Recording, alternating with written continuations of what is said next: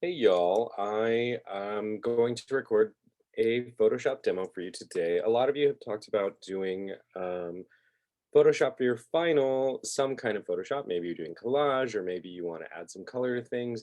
And so I thought that it would be helpful to go over some things that I didn't do in my first tutorial that was pretty simple for collage style renderings. I just show you some of the really easy but powerful ways that Photoshop can add color, adjust color, and pattern to your either your drawings or your collage work without a ton of effort on your part. The first thing I have to say, because it's just something I need to say, is that I actually did record this entire video last night, but I have two screens. And when I went to go view the recording, as you can see here, instead of recording the actual Photoshop screen that I was using, it recorded the second screen. So it's just an hour of me talking about Photoshop while you get to see this page that I was looking at for research earlier. So that was, I consider, to be a great dress rehearsal, and that just means that this one is going to go even just so much smoother.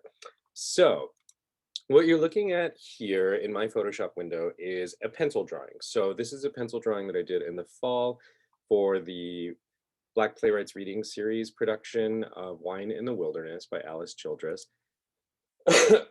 Forgive me, it's early in the morning. Um, and this is the main character, Tommy.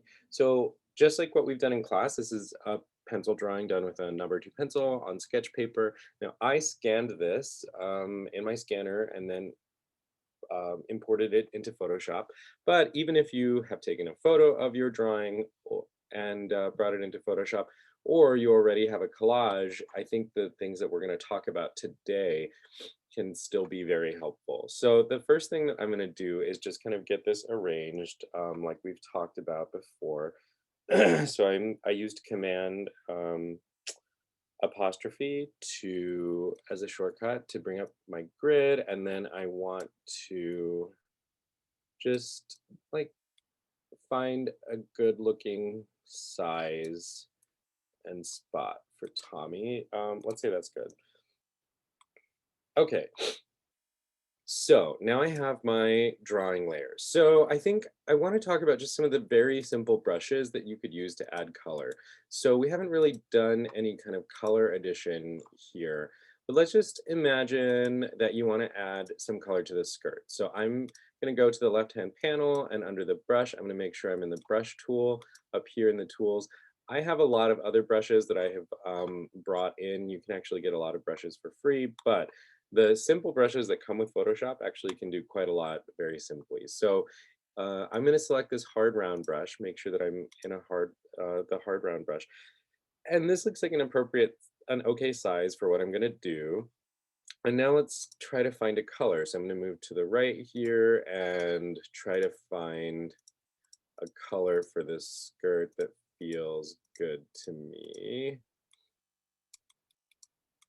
That looks all right. The opacity on that was low, so I'm gonna put this back. Yeah, that looks okay as I keep trying to find another color. Okay, so let's say now I have my color and I have my paintbrush tool selected. The opacity is at 100%. So now I want to go in and I want to paint this skirt. So as you can see very quickly, it's very difficult to paint inside the lines. And then also what happens when you are painting directly on top of your drawing is your drawing disappears, right? So you've done all this wonderful work of your drawing and now you can't see it at all. So you could, of course, I'm going to go backwards and get rid of all of this stuff that we've done.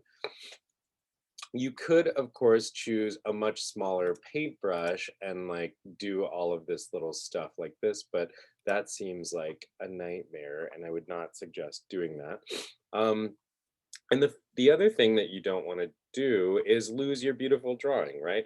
So let's start with really simply how we can preserve our drawing layer and continue to use it to add color. So on the right hand side in our layers panel, as always, the first thing I'm going to do is make a copy of this. So I'm going to drag my drawing down to the little plus sign and make a copy. And I'm going to turn this one off because it's my original. So I'm just not going to worry about it anymore. And when I am in, I make sure that I have my drawing selected. So what we're going to use are this little drop down menu here. So these are layer styles, right? So you can adjust the style of this layer. Currently it's on a normal layer style, right? As you can see here, normal. But there are a lot of different options here that you could explore. Yeah, some of them do really interesting things. And I would say that if you have time on some of your other projects, you can explore what those different layer styles do. You can always put them back to normal and your work is preserved. So you're not destroying anything, it's just changing the layer style temporarily. But what we're going to use primarily is instead of normal, we're going to select multiply. So what multiply does, to be frank, not exactly sure. I know that it selects the predominant color and it multiplies that color. So it makes the color more intense. And then anywhere that white is selected, generally, my understanding is that it will be transparent. So what that means is I'm going to make a new layer, and remember this is just like collage. So if I want to be painting underneath my drawing, I want to make sure my drawing is always at the top. So I'm always going to keep my multiply layer drawing at the very top of my layer panel. And this layer, let's go ahead and call it skirt color. So now let's go into that layer. I'm going to increase this brush size a little bit like I had before. And I have my color selected. And now what happens when I paint? You can see that now it's like I'm painting underneath my drawing, and my drawing is, the paper that I did my drawing on is transparent. So already so awesome, right? Because now I don't have to worry about losing all of my beautiful drawing work that I did. Um, but still, that has only solved the drawing part, right? It hasn't solved the coloring outside of the lines issue. So you could, if you wanted to, go into your eraser. So on the left-hand side, I'm, opening the eraser, and I'm going to use this hard round just for this little demo. And you could go and do this, but as you can see, it's would take you quite a while. It's quite a difficult task. You would spend a lot of time erasing around the edge of this skirt. And then when you get into this hand here, you would have to, just like earlier, we were talking about the paintbrush, you would have to use quite a small eraser and get into all of these fine areas. So that is just not a great use of your time. So I want to show you another way that maybe is a little more work at the beginning of the process, but I think makes your work as you continue through your drawing and your painting much easier and actually much more fast. Um, the other thing about doing it this way, like if you were to just do it via erasing, if you were to do all of this work via just erasing, once you are done, let's say you think it's perfect, right? And then you have a conversation with your director, and then your director says, "Oh, actually, I wish it was like yellow or orange, or actually, I wish it was plaid, or I wish, blah, blah, blah." Then there are some things we can do to change the color, and I will talk to you about those. There are some simple tools that we can use to change the color in Photoshop, but honestly, if you're doing a drastic change, you are going to have to just repeat this entire process. You're going to have to paint it again and then erase it again. And that seems like a waste of time, a waste of your time. So like I said, I'm going to show you some techniques that are, I think, like work smarter, not harder kind of thing. So to do that, I'm going to go ahead and turn this layer off. And we're imagining that we're going to start this from scratch. So to do this, it's really using these selection tools, right? So we've used the selection tools a lot to adjust size and to delete things in our collages and that kind of thing. So these shouldn't be new tools to you, which is great. We're just going to use them in a different way. So what I'm going to do is spend a little time at the beginning of this process selecting the area that I'm going to paint. So I want to fill in this skirt, right? Um, I'm going to start by using the polygonal lasso tool here, and I'm going to select around this skirt. You could definitely, I, I'm going to do this in like 2 passes. So I'm going to use this polygonal lasso tool because I think it'll allow me to do these sides very, oh, this is a problem with my mouse pad. Sometimes it does that. But remember, we can do this in sections. So now this area is selected and I want to add to that selection. So I'm going to make sure I go up here and I select add to selection. And now I can just continue. Let's say that this goes up here and I want to get right up to this blouse here. And the polygonal lasso tool, right, does this in a straight line. So as you can see, I'm doing kind of a lot of small sections in order to better articulate the curves of this body. So now what I want to do is get rid of, because I have this entire section selected, right, which includes part of the arm. It also includes these little guys here. I want to get rid of some of that stuff so that I'm only working with the skirt. So I'm going to go up here to my menu, and I'm going to change this to subtract from selection, right? And then I am just going to start subtracting the things that I want out of this skirt painting. If you imagine, like, what are the things that you wanted painted with the skirt? And like I said, I'm going to do this in like 2 passes, one kind of larger, quicker pass, and then I will go back and do a little bit more detailed stuff. So I'm just going to go all the way outside so I know that this entire area. So you can see now I've deselected a large area. To get these little sections out, I'm going to, instead of using the polygonal lasso tool, I'm going to use the regular lasso tool here. I'm going to make sure I'm still in subtract, right? And I'm just going to go in and bloop, complete a little loop. Do the same thing here, bloop, bloop. Okay, now I have chopped out a little too much, right? There's these areas between the fingers. So now I want to add back to my selection. So I'm going to go up here and make sure I'm using add to selection. And I'm just going to really quickly go through here. You can always, you can use these tools in tandem and go like the polygonal lasso tool, the regular lasso tool, and you can always go back and forth between add and subtract. So if you make a mistake, don't stress about it. You can always go backwards. So that feels pretty good to me. Now I have the entire skirt selected and nothing else. So the exciting thing is with that selected, you know it's selected because you've got these little running ants all around it. Let's make a new layer, okay, so that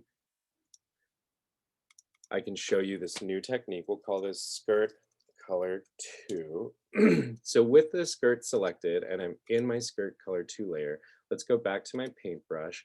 And now when I try to paint, if I'm painting out here, there's nothing happening, right? But ta-da, you can see that the paint only collects where in the area that I have selected, right? So immediately you have this really clear, clean color fill area. The other thing that you can do if you were trying to do just a solid fill like that is you could use the paint bucket tool. So we've been using the brush tool a lot, but you could also, like I said, if you were doing a solid fill, click here on the paint bucket, make sure you have paint bucket tool selected, and then just inside your selection area, you can click the paint bucket. So that is a very quick way to like test colors, like, oh, is it this color? Is it this color? Etc. Now, the only issue with this process is that so far so good, right? But when you remove this selection, right? Now, let's say I want to go and I want to add this up. No, it's back to painting everywhere else. So that's kind of a nightmare. We don't want that. And now the selection is gone, right? So you would have to do that process all over again. But there is a great trick that I have come to use quite a lot. So I'm going to go backwards until the only thing that's here is the selection, right? The skirt selection. And I'm going to make sure I'm in one of my selection tools. And in this section, I'm going to right click and you're going to see this selection menu come up, right? Deselect, select inverse, etc. There's this there's this option here, save selection, and that is what we are going to use. So I'm going to click save selection and this menu comes up. This is the document title. It's saying untitled because I haven't saved this document and given it a title, which I should have saved this, as we all know. And let's call this skirt selection demo one. And there's a reason it's got this long, stupid title, maybe, but we'll see. And what that does, so now, and then I click save, and now I know that my selection isn't here, right? But anytime I want that skirt selection back, I can go up here to select, load selection, and under the channel menu will be the selection that I just saved. So skirt selection demo one, click OK, and boom, there is my skirt selection. So cool.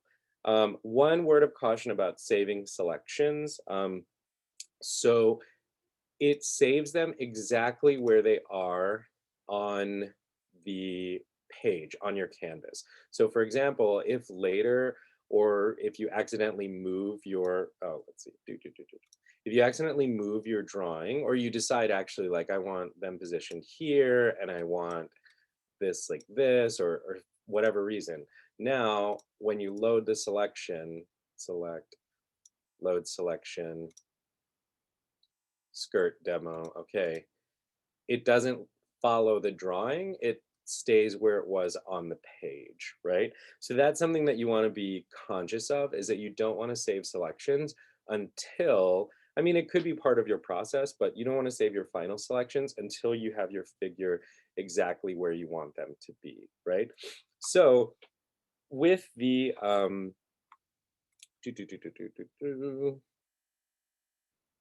load selection, skirt, great. So with that selection loaded, you can now do some kind of great finessed painting pretty easily. So let's say that what I want to do is create a little bit of depth in here. I want to make sure my selection is loaded. I'm working only in the skirt color layer, right? Because you don't want to be working, this happens to me all the time. I forget and I'm accidentally painting on this layer or I'm accidentally painting on another layer. So just double check and make sure that you're actually working in the layer that you've created just for this color. I'm gonna increase the size just a little bit. The other thing that I'm gonna do, because again, this is a very simple brush, right? But you can change the opacity of this brush to create, let's see, um, to create different color fill sections. And what I've just done, what you'll see when you start doing it is if you release the mouse button, right, and then go backwards, it's going to add two layers of color on top of each other. So that's why you can see this hard line here.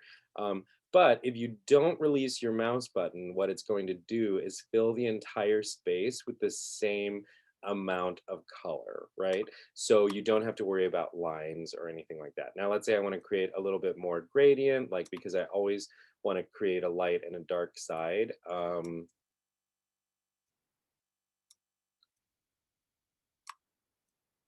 Then I can go here and choose this kind of, that's maybe too dark, but also maybe not, I don't know, for a shadow. And I could spend a lot of time, honestly, you can spend a ton of time adding in these great little details. Um, and there is, I'm just going to use this, like click on this little blending tool here and see. Oh, I can't see. Oh, it's so small. And see what happens when I blend that out. Because again, you without a stylus, some of this stuff is a little more difficult, but there are workarounds, like for example, using a blending tool. So there is a very simple skirt layer. Um, what happens when you want to, so the things we've gone over, right, are like saving selections, super helpful. The different color tools that you can use just even the simple round brushes that come with Photoshop to add color. And let's see, you could also use the paint bucket tool in order to adjust, in order to do solid colors as like a base, or if you want to test things. One thing that is also really exciting about Photoshop and simple to do is, let's say you are with your director or you get a note from your director that I wish this skirt was a different color, I wish it was like slightly darker or something like that. Without having to redo the entire thing, you might, because there are limitations to what this tool can do, but you can adjust these colors to see different possibilities. So while I'm in this skirt color layer, right, I'm going to go up here to layer, no, image. I'm going to go up to the top menu, image, adjustments, and all of these adjustments right here are going to be things that are going to affect the color and the quality of the whatever layer you have selected. So let's start with just the hue and saturation, because that's a really kind of cool and exciting thing. So to change the entire color of the thing, like in an even way, let's select this button, colorize. You don't always have to select colorize, but I think if you want to see like what the thing looks like if it's more a completely different color, colorize will get you, I feel like, a closer to reality version. So I've selected colorize and it's made some little adjustments already. But you can now start to play around with things like saturation. So saturation is the amount of the pigment, right, that is in the paint that's laid down. And then here on the hue, you can literally just drag this across. And as you can see, you can imagine what this skirt looks like in a ton, I mean, endless amounts of colors. Once you add in adjustments like let's say I love this color, but maybe slightly desaturated. You know, you have limitless possibilities for what you can sample, um, how you can sample these colors. You can also adjust lightness and darkness. These work, I think they work better in the colorize, if I'm not mistaken. Sometimes they do just turn white, like if you get too light. And again, they'll just turn black when you get too dark. So think about them as adding white and black. Don't think about them as getting, you might want to consider things like adding saturation or desaturation to change the hue of the color that you're working with. So, yes. So that is a great color tool. That's also one reason why we want to remember. I'm going to click cancel and it's going to revert back to what it was. That's another reason why we want to remember to always be working on different layers, right? I'm going to do a quick example of, let's say that I have also tried to um, do, do, do, do, do. I'm going to go to 100% opacity. That's too dark. Let's say that I have also painted Tommy's skin and I am not doing a good job of this. It's just for the demo, for a little thing I want you to see. And you feel so proud of this and you have like gone and done all kinds of like beautiful shading and etc., etc., etc., to make her look alive and gorgeous, and you're very proud of your painting. Okay. This is so funny because I can't just leave it like that. But I like to use blues and purples a lot of times in shadows and darker skin tones. And then when you go to do highlights, instead of just trying to add like a lighter version of this color with white, I will tend to use like a golden color, because I think gold tends to be more flattering on darker skin tones rather than whites. So let's say I was going to add some highlights here. Boop, boop, boop, boop. And again, I'm just going to use this little smudge tool to like blend this out. So, okay, I need to stop doing this, but so let's say that I was really excited about the work that I had done here. But as you can see, I did all of this on the skirt layer, right? So now if I want to imagine, I can't stop y'all, this is like a sickness. If I want to imagine changing the skirt color, what happens if I go in here and I go to image adjustments, hue saturation, colorize? Now everything gets changed, including like all of the work that I did on Tommy's skin tone. So you want to make sure, this is why it's so important if you plan to use this tool to help you do color choices, color selection, that kind of thing, that you make sure these are on separate layers. Now I want to show you, like, if you have done this by mistake and it's, as you can see here, they're still in separate sections, all is not completely lost, because you could go in with like this rectangular selection tool here and select the skin tone area up here, make sure I'm in the right area, and I'm going to right click and I'm going to say layer via cut. And now I could just call this Tommy skin tone. So everything isn't terrible necessarily, but you want to avoid this as much as possible, because eventually it's going to be very difficult to separate all of these layers. Okay, so the other thing that I want you to think about or consider is that I have shown you how to save just one selection, right? This is just the skirt. But let's say that you want to paint all of this stuff, right? You eventually want to be able to add color to the legs. You want to be able to add color to everything, right? To save a selection again, you could go through here, and try to do this, but you have already done part of this work, or I want you to think ahead when you're trying to do this, because now what you have to worry about is like, is my new selection going to like just perfectly butt up against my last selection?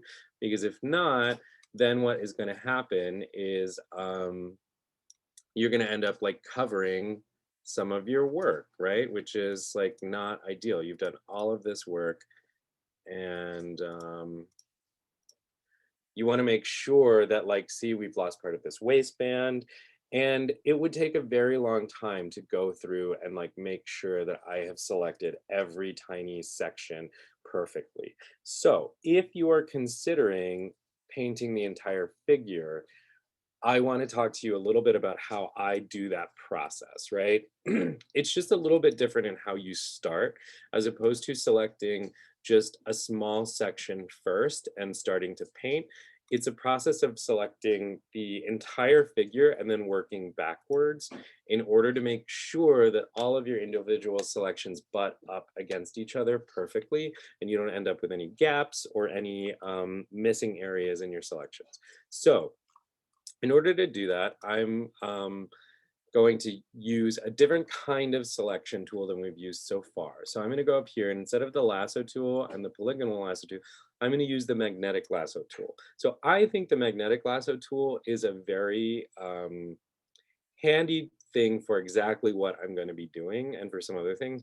What the magnetic lasso tool does is, it through artificial intelligence, through AI, it detects the closest like color shift, I believe. And so you don't have to be perfectly, as you can see, like, I'm not perfectly following the figure or my drawing necessarily. I'm going very close to it, but the artificial intelligence of Photoshop is following my hand, and it's like, oh, you probably want to select this. It's like deciding that you probably don't want to select the white background. I feel like you're probably, I'm talking as if I'm Photoshop robot. You probably want to select all of these wispy hairs and things like that. So as you can see, this is so much faster, I think, than going and using like the polygonal lasso tool um, or the regular lasso tool. And now if we want to continue, the first step in this process of like getting everything to meet perfectly is to just select the entire outline of the figure. So kind of a boring process, but remember all of these tools work together. So you want to make sure that you're in the add to selection tool. You see there's a little plus sign actually that's on my cursor as I move. And you can do this in pieces. You don't have to do the entire thing. And you can see I made a little mistake there. So maybe I will go back and fix that. And what we're trying to select is the entire outline of the figure. So you don't have to worry about any of the interior stuff yet. That is like the next part of the process. I'm gonna make sure I close this loop. So now this is all part of my selection. So I'm gonna continue. You can see it just makes it so using the I think using the magnetic lasso tool gets you very close on a first pass. And if you want to spend more time creating a really perfect outline, you can do that using the other tools like the regular lasso tool. But I think this is a much faster way to get close to it. If you decide to use this magnetic lasso tool to go around either your drawings or to go around some of the things that you are importing, some of the images or whatever. There are different settings up here. So frequency is, I believe, if you hover over it, it tells you what it is. The frequency at which points are added to the path, the contrast of edge to consider. So basically it's like how different do these need to be for the computer to understand what you're trying to get them to select. So you can play around with those things, especially if you're working on something that is a full color image because it's sometimes more difficult. But I think in the black and white, it gets the job done pretty well. You can feel free to like copy the settings that I have to start with, and then you could change them if you needed to. So forgive me for doing this live on camera with you, but we're almost done. Also, you might be able to hear Tess, my dog, in the background, having her breakfast and or water break after her walk.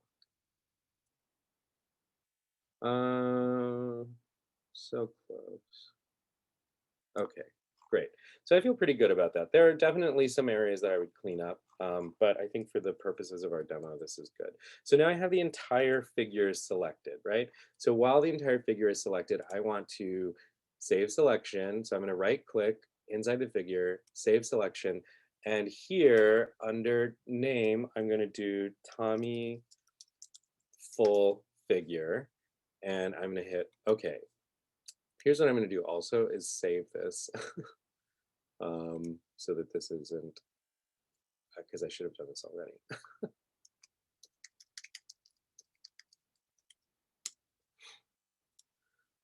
The thing about the reason you want to save it also is because all of your selections that you save will forever be saved with your Photoshop document. So you can send this document to yourself in an email and you can open it at the library or anywhere else and you will be able to pull up your selections, which is a really great thing. So here's what we want to do next is figure out like, now we have this perfectly selected area. Now, how do I start to like, I want to do just the skirt, right? So what we want to do is,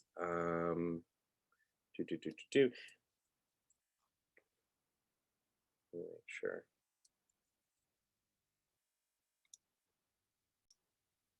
Okay, so now if we want to go through the process of starting to save individual areas and making sure that they butt perfectly together. I'm no longer going to use the magnetic lasso tool, so I'm going to get rid of that. And I'm just going to use the regular lasso tool. So what I want to do next is make sure that I'm on subtract.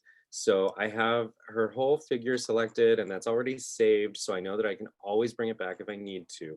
But let's say I want to start with I kind of do the opposite of what I usually do with drawing, right? Is I want to start from the outside in or start with like large areas and then work backwards. So I want to select this skirt. I'm going to use my already selected areas as like a jumping off point, and I'm going to select things that I want to disappear, right? So I'm getting rid of the skin here. So I want to match where it intersects with her legs here. I did kind of a bad job there. And I'm getting rid of areas that are not the skirt, right? You can select whole areas and get rid of them. The same thing up here. I'm going to follow and get rid of giant areas that are not the skirt because the only thing that we're worried about right now is the skirt. See, have I gotten rid of all of this? Great. I'm going to add this little sliver here because I can't help myself. Also, I can see that there's like a little bit of walking ants here hanging out. I want to get rid of that too, so I know that that's not in my way. And now you do have to do a little bit of finicky stuff to get rid of this arm, but again, I'm just going to select the polygonal lasso tool to do a quick pass all the way around here to deselect this area.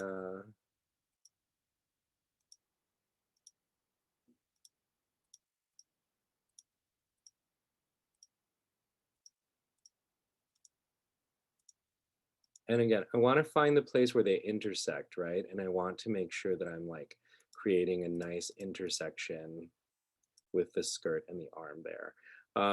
And then we can go back in and finesse these areas really quickly. Like I want to make sure I get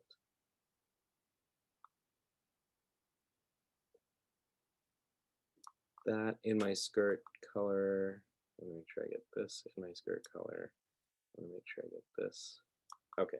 So now I have this skirt selected and I know that it intersected perfectly up here, perfectly up here. So what I want to do is right click while I have that selected.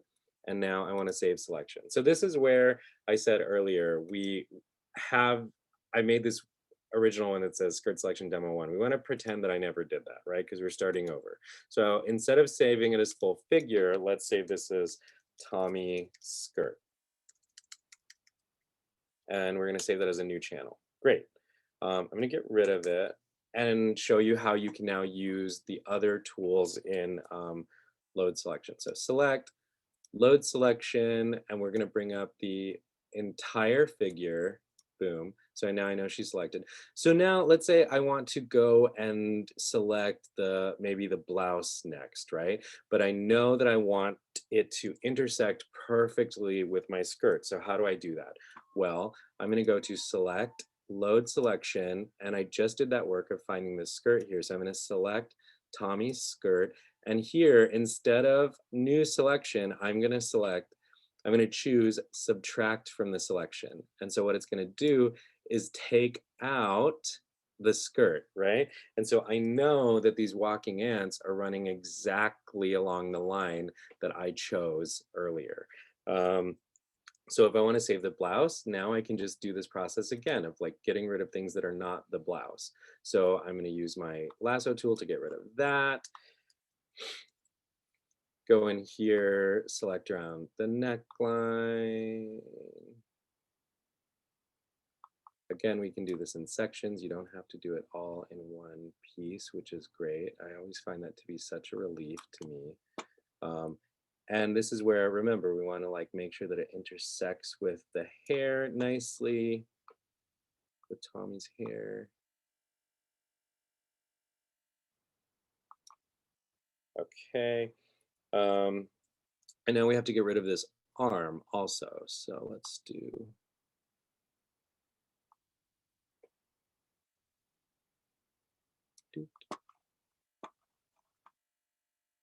it's already removed in the back.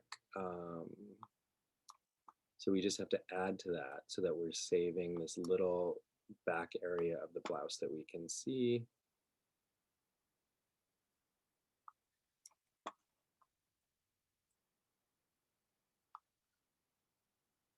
And then I want to run it into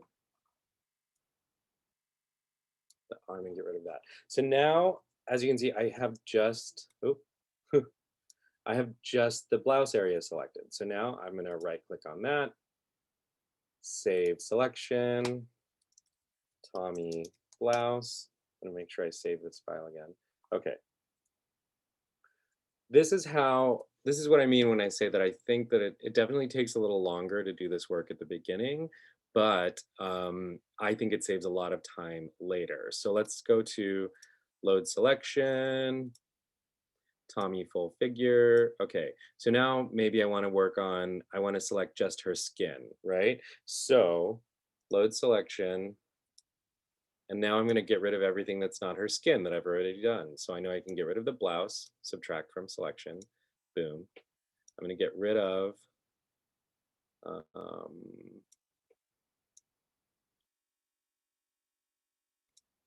this guy, so the blouse, subtract from selection, boom. And you can see that now like the only things that are selected are her hair, her arm, and I know that these things butt right against the skirt layers that I've already created. So I could get rid of these socks and shoes. And I would save this, even though her hair is selected, I would save that as one layer. So save selection, Tommy skin and hair. And the reason I do that is because I like to put the skin tone underneath the hairline. I just think it makes it look more realistic. But I will do one more. Um, so I don't have to do the process of like loading everything all over again because the only thing I want to select now is the hair and it's already, I know exactly where it is. So I'm just going to get rid of everything that's not the hair. Um, and the reason I want to do that is because what am I doing? Yes. So I want to go in between these little selections and make sure. And you can see there are little walking ants here. I just want to make sure I get rid of those. The reason I do this is because I think it is nice to then go back without worrying about getting on all of the work that you've done on the face and do some detail work in Tommy's hairline and yeah, and her hair. So making sure that these things intersect nicely.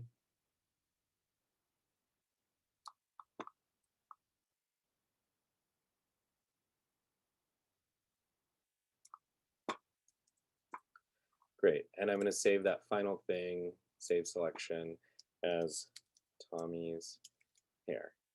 Okay, great. So all of that work, but oh no, y'all, look what I did. I actually saved her hair with this, but not to worry. I'm just gonna get rid of these legs that I saved in there. I'm gonna right click, save selection, and here under channel, I'm gonna select Tommy's hair, and this option comes up that says replace channel. So I'm just gonna select that, and now I know that I've saved it correctly. So no worries. It's so nice when these mistakes happen in front of you, because then we all learn. So with all of that selected, now I can start doing this like really fast painting work because so select, load selection, let's do skin and hair, okay? Again, I'm gonna go into this brush tool. Just for the sake of this demo, I'm gonna do this very quickly, but I'm gonna go in here and paint Tommy's skin and arms. And you could also do this, remember, if you wanted to do an even layer, you could also just do this with the paint bucket. You don't have to, if you're doing an even layer. And I'm spending a little, you know, even though I say this is just for the demo, I'm spending a little time to add some depth to this. So I want some shadow under her skirt. I always want to choose one side of my figure to keep in shadow. Um, and the way that, you layer, because I still have the opacity at 57%, it's allowing you to layer these paint colors. Great. So there's my Tommy's skin. Let's load selection. Mm, skirt. And let's say I want to do this kind of greenish skirt. Boom, boom. Because I'm not releasing my mouse button, right? It's doing a full even coverage all the way through.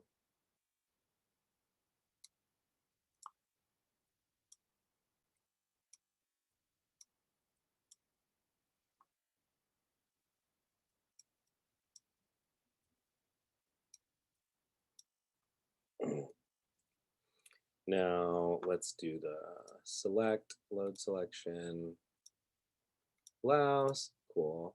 What color do I want that? I don't really know. The whole thing about Tommy's character is actually that in the story, she is having pretty much the worst day of her life.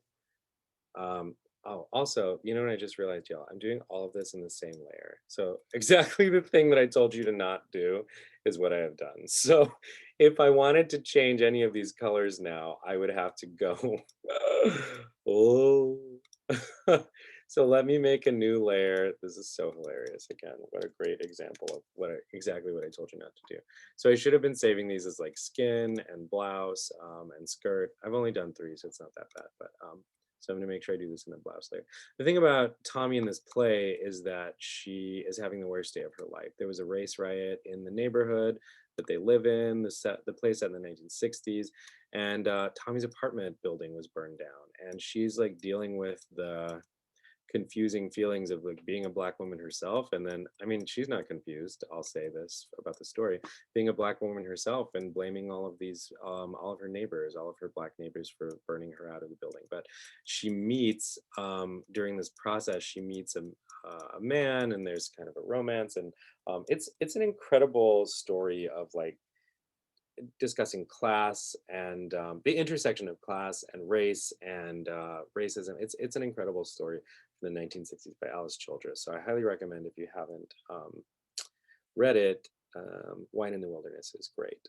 So load selection, and let's do Tommy's hair. So you see I've put her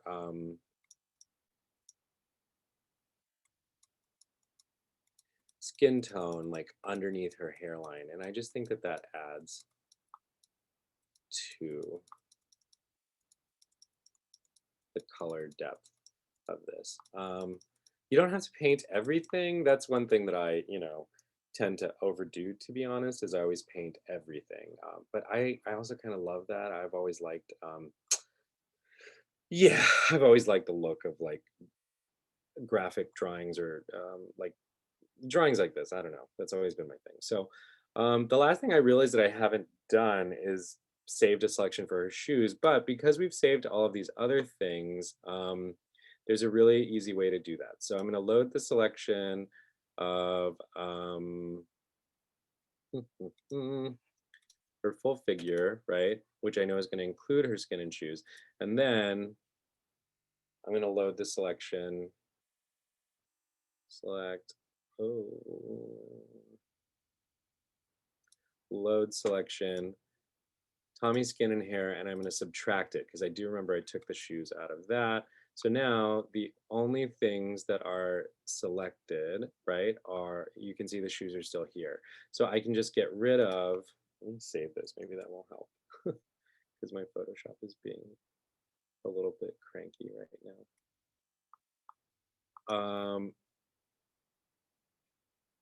There you go. So now you can see that just the shoes are selected. So let's say I want these to be kind of like dirty white Keds, I think. I'll just go and add a little bit of color to them.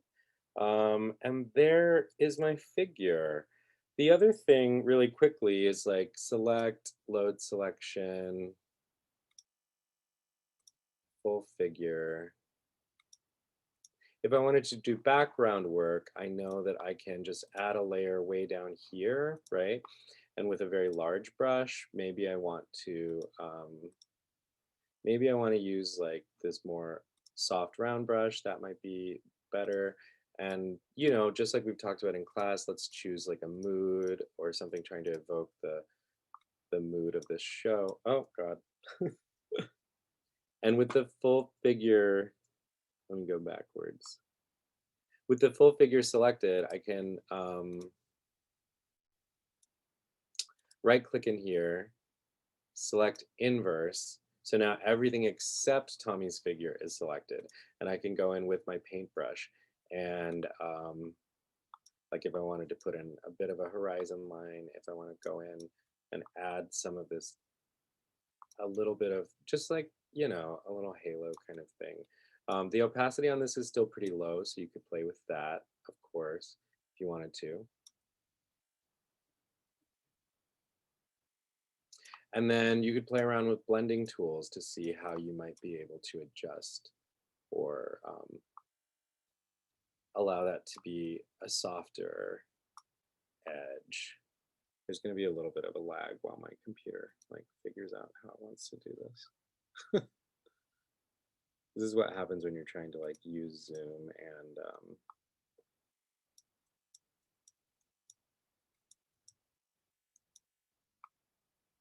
you can see it's trying to catch up with me. So there's your figure.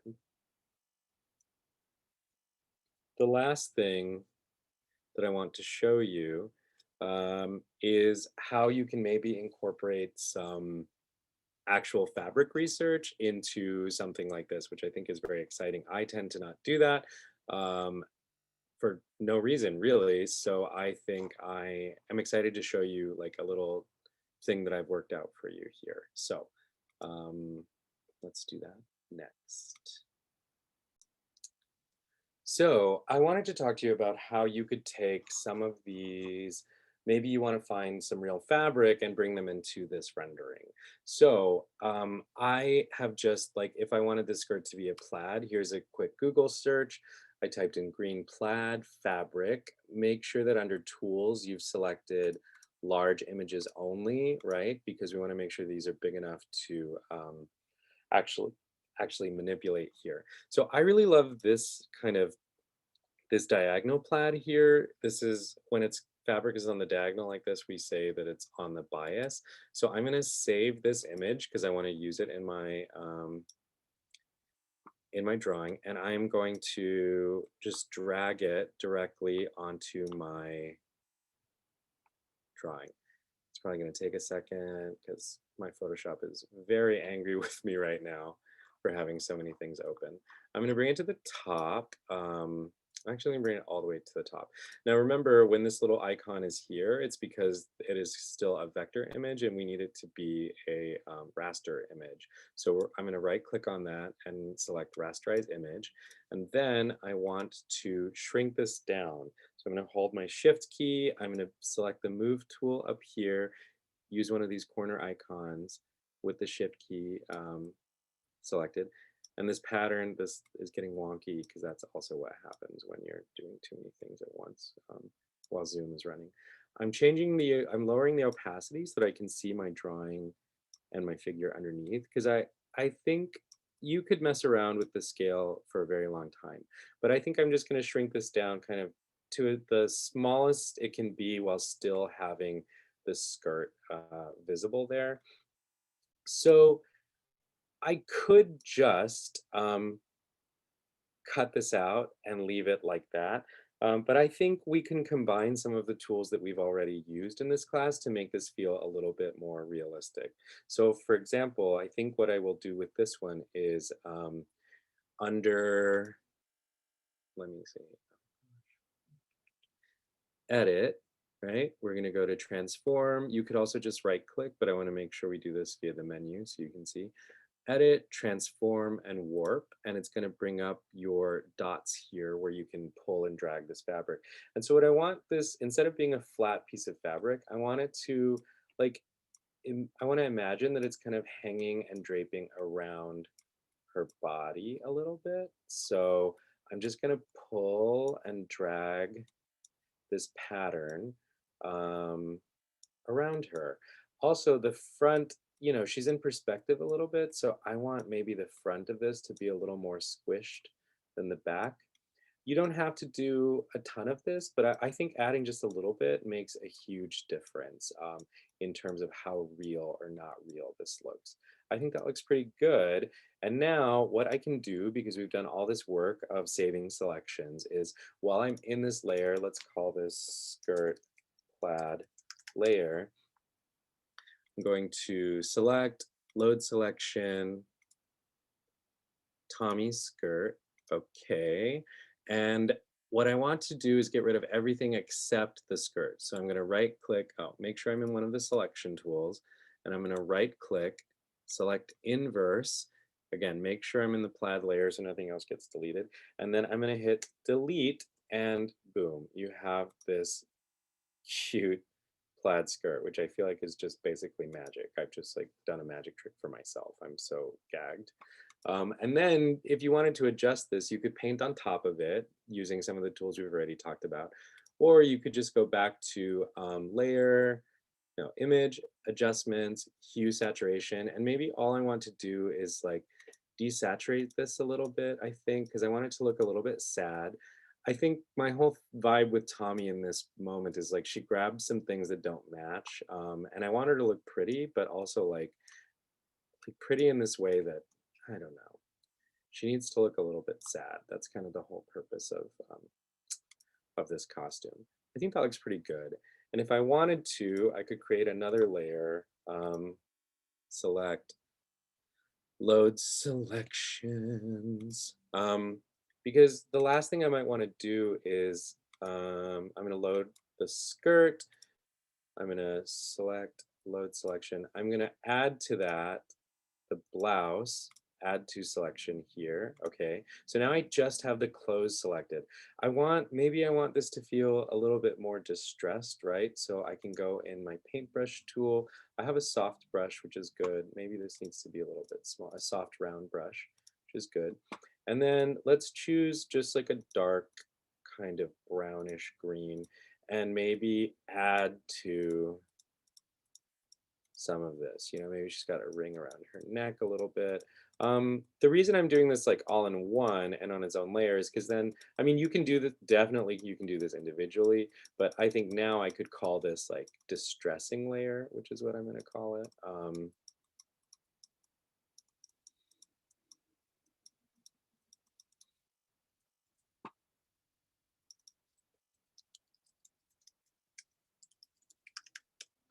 And I know that I could toggle that on and off for the director. So I can say like, this is what Tommy could look like. If we don't want to do that, I think we could go a little further and do this, and I could add some specificity to that.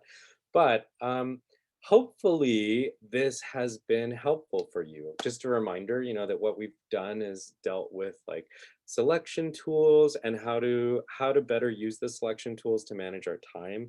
We can save selections, make sure that you're saving your document constantly, and those selections will always be saved with your document, no matter where you load your document from. Remember to try to work in different layers. I know it's difficult. As you can see here, I definitely forget myself all the time. But it's much easier to adjust colors and things if you have them all saved in individual layers and labeled. And that's it. I hope this is helpful for you. It was good for me to make it. I'm glad I had a practice run yesterday because I actually think this video is even better than the one I did last night. So thank you so much. And I'm so excited to see your work on Tuesday.